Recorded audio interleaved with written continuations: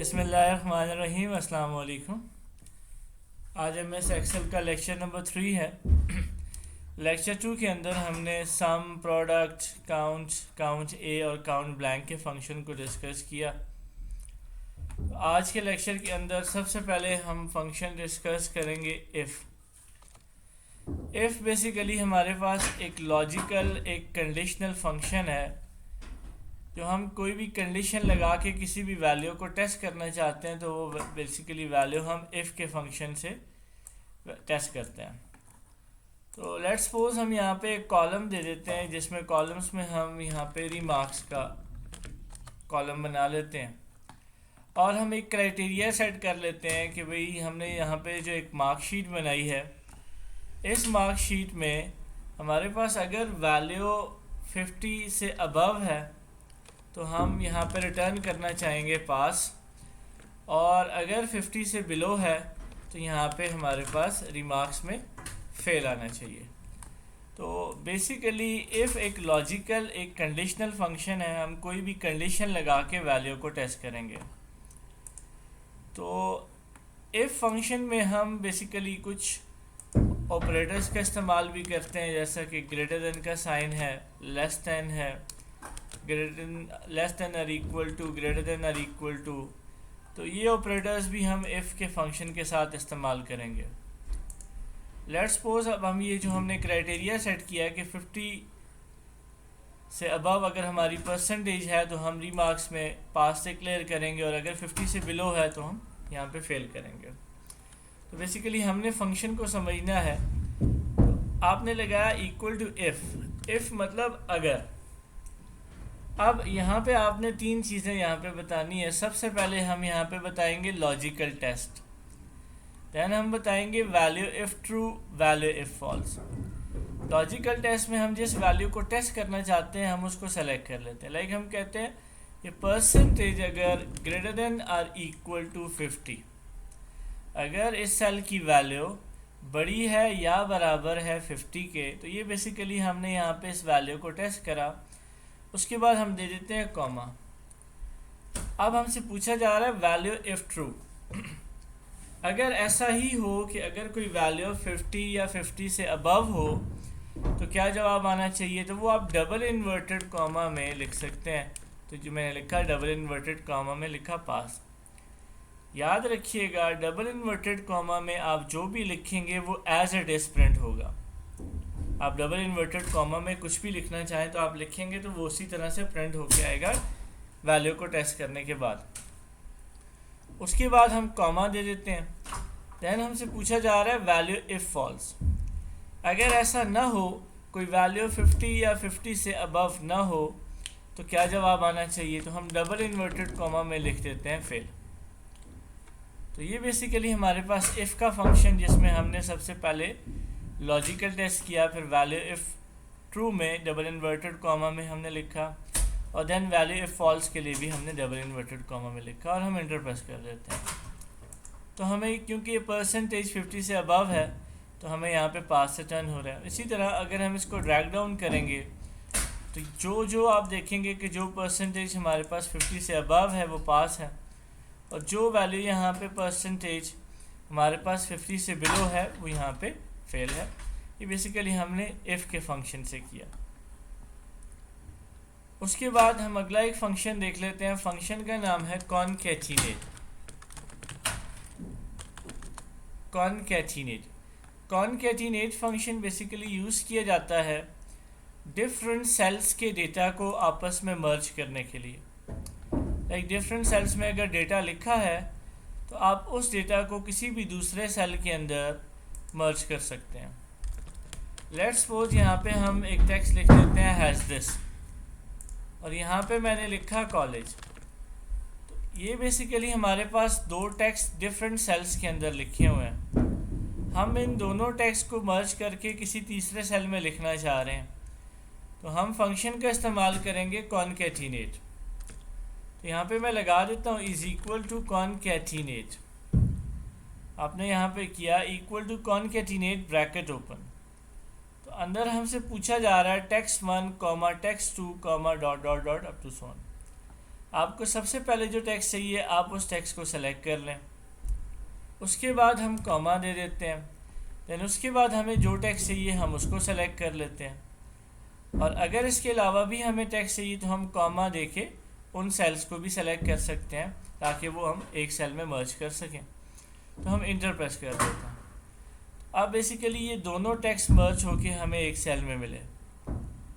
Let's suppose हम चाहते हैं कि ये जो दो टेक्स्ट हैं इनके दरमियान हमें स्पेस भी चाहिए, तो मैं इस फंक्शन को कुछ इस तरह से कर लेता हूँ, इज इक्वल टू कॉनकैटिनेट।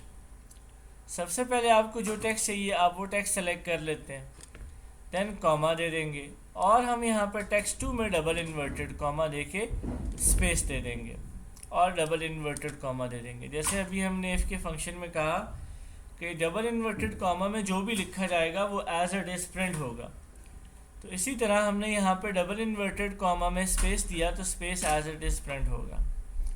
और देन हम यहाँ पे कॉमा डाल देते हैं और जो टेक्स्ट हमें फिर से चाहिए उसके बाद हम उसको सेलेक्ट करके एंटर प्रेस करते हैं, तो यहाँ पे हमने स्पेस भी जनरेट करा। तो कॉनकैटिनेट फंक्शन हम डिफरेंट सेल्स की डेटा को एक सेल्स में मर्ज कर सकते हैं, ठीक है। तो ये हमारे पास कॉनकैटिनेट का फंक्शन है। अब लेट्स सपोज यहाँ पे मैं एक टेक्स्ट लिखता हूँ, मैंने यहाँ पे लिखा हैज़ दिस। अब मैं चाहता हूँ कि ये टेक्स्ट मुझे किसी दूसरे सेल में भी चाहिए, तो सिंपली या तो हम यहाँ से आके राइट क्लिक करके कॉपी कर सकते हैं और यहाँ पे आके पेस्ट कर देंगे। तो पेस्ट से क्या होगा कि हमारे पास जो टेक्स्ट हमने यहाँ पे लिखा वो हमने यहाँ पे पेस्ट करा, लेकिन अब जब हम इस टेक्स्ट में जो जिस एरिया से हमने उसको कॉपी किया, अगर हम वहाँ पे किसी भी किस्म की चेंजिंग्स करेंगे तो किसी दूसरे सेल पे कोई इफ़ेक्ट नहीं पड़ने वाला। लेकिन अगर आप चाहते हो कि किसी भी सेल में लिखा हुआ डेटा दूसरे सेल में भी अपडेट हो, तो उसको करने का तरीका यह है कि हम इक्वल टू का साइन पे क्लिक कर देते हैं। इक्वल टू पे क्लिक करने के बाद हम उस सेल को सेलेक्ट कर लेते हैं और एंटर प्रेस कर लेंगे। अब बेसिकली यहाँ पे जो हमने टेक्स्ट लिखा जो कि F36 के अंदर है, ये बेसिकली F36 का अपना टेक्स्ट नहीं है, यहाँ से C36 से यहाँ पे आया। अब अगर हम यहाँ पे किसी भी किस्म की कोई चेंजिंग करेंगे तो ऑटोमेटिकली F36 के अंदर भी चेंजिंग होगी। लाइक मैं यहाँ पे आके फिर से हैज़ दिस लिख देता हूँ और हम यहाँ पे देखेंगे जब हम इस सेल की वैल्यू को अपडेट करेंगे तो इस सेल में वैल्यू ऑटोमेटिकली अपडेट हो जाएगी। मैं एंटर प्रेस करता हूँ तो हमने यहाँ पे अपडेट करी तो यहाँ पे भी अपडेट हुई। तो इस तरह से आप किसी भी एक सेल की वैल्यू किसी दूसरे सेल में ले सकते हैं, ताकि अगर आप किसी भी सेल के अंदर वैल्यू को अपडेट करें दूसरे सेल में ऑटोमेटिकली अपडेट हो जाए। तो हम इक्वल टू क्लिक करके उस सेल पे क्लिक कर देते हैं तो हम ऑटोमेटिकली उसे अपडेट कर लेते हैं। उसके बाद हम अगला फंक्शन देख लेते हैं। हमारे पास फंक्शन है, फंक्शन आपके पास है max, max and for maximum, और दूसरा फंक्शन हमारे पास है मिन फॉर मिनिमम। मैक्सिमम फंक्शन किसी भी दी गई रेंज में से सबसे बड़ी वैल्यू को फाइंड करने के लिए इस्तेमाल किया जाता है, और मिनिमम फंक्शन किसी भी दी गई रेंज में से सबसे छोटी वैल्यू को फाइंड करके बताएगा। लेट्स सपोज हम यहाँ पे कुछ नंबर्स लिख देते हैं और हम यहाँ पे फंक्शन को इस्तेमाल करके इसमें से वैल्यू ढूंढना चाहते हैं कि सबसे हाईएस्ट वैल्यू कौन सी है। तो हाईएस्ट वैल्यू के लिए हम मैक्सिमम का फंक्शन यूज़ करेंगे। तो मैक्सिमम फंक्शन के लिए सबसे पहले हम लगा देते हैं equal to max bracket open. तो हमने उसके बाद नंबर सेलेक्ट कर लेने हैं जिस रेंज में से हम सबसे बड़ी वैल्यू को फाइंड करना चाह रहे हैं। तो हम इंटर प्रेस करते हैं तो हमारे पास सबसे हाईएस्ट वैल्यू यहाँ पे 9 है, तो मैक्सिमम से हमने सबसे हाईएस्ट वैल्यू को फाइंड करा। इसी तरह मिनिमम का फंक्शन किसी भी दी गई रेंज में से सबसे लोएस्ट वैल्यू को फाइंड करने के लिए यूज़ किया जाता है। तो हम यहाँ पे फंक्शन यूज़ करते हैं इक्वल टू मिन ब्रैकेट ओपन। तो यहाँ पे हमने नंबर सेलेक्ट करने हैं जिन नंबर्स में से हम सबसे छोटी वैल्यू को सर्च करना चाह रहे हैं, और हम एंटर प्रेस करते हैं तो 3 हमारे पास सबसे छोटी वैल्यू है। तो इसी तरह मैक्सिमम का फंक्शन हाईएस्ट वैल्यू को फाइंड करने के लिए, मिनिमम का फंक्शन सबसे लोएस्ट वैल्यू को फाइंड करने के लिए। उसके बाद हम यहाँ पे फंक्शन देख लेते हैं। फंक्शन है हमारे पास एवरेज फंक्शन। किसी भी वैल्यू की एवरेज निकालने के लिए आप एवरेज का फंक्शन लगाते हैं।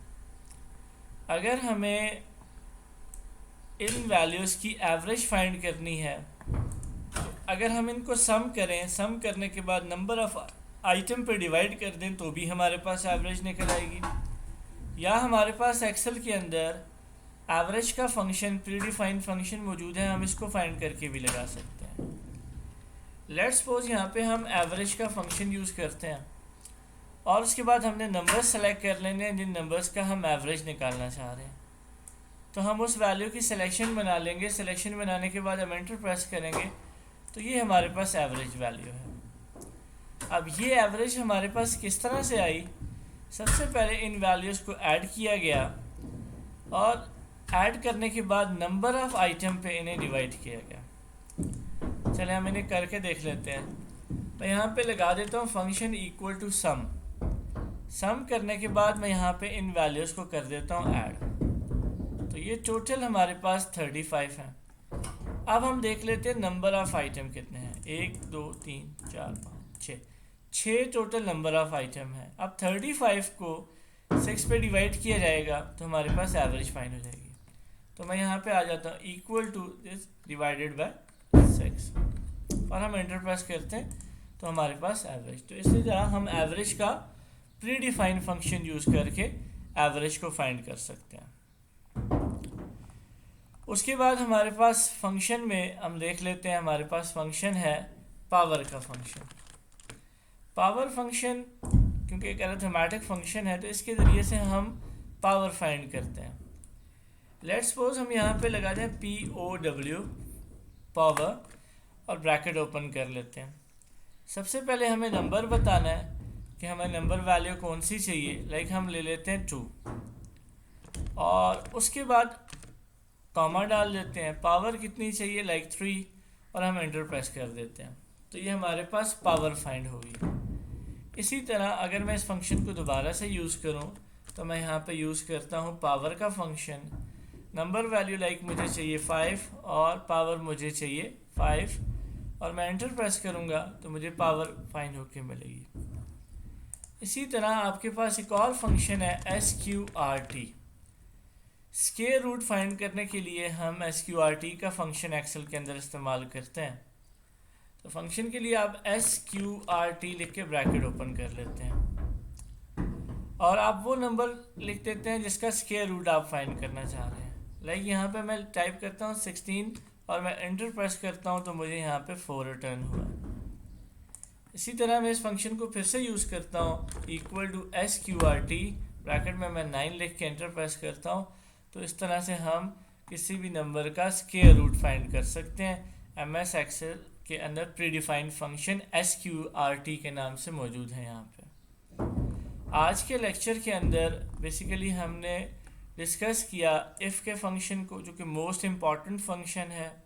हमने कहा कि ये बेसिकली एक लॉजिकल, एक कंडीशनल फंक्शन है। हम कोई भी कंडीशन देंगे, इफ़ का फंक्शन उस कंडीशन को चेक करेगा और चेक करने के बाद हमें हमारा आंसर रिटर्न करेगा। उसके बाद हमने डिस्कस किया कॉनकैटिनेट के फंक्शन को। कॉनकैटिनेट का फंक्शन बेसिकली डिफरेंट सेल्स की वैल्यू को आप किसी भी सेल के अंदर मर्ज करवा सकते हैं। देन हमारे पास यहाँ पे फंक्शन था मैक्सिमम, जो कि एक दी गई रेंज में से सबसे हाईएस्ट वैल्यू को फाइंड करता है, और मिनिमम का फंक्शन एक रेंज में से सबसे लोएस्ट वैल्यू को फाइंड करेगा। इसी तरह एवरेज का फंक्शन बेसिकली एवरेज फाइंड करने के लिए यूज़ करते हैं। पावर निकालने के लिए हम एक्सेल के अंदर पावर का फंक्शन यूज़ करेंगे और स्क्वायर रूट को फाइंड करने के लिए SQRT का फंक्शन हम एक्सेल के अंदर इस्तेमाल करेंगे।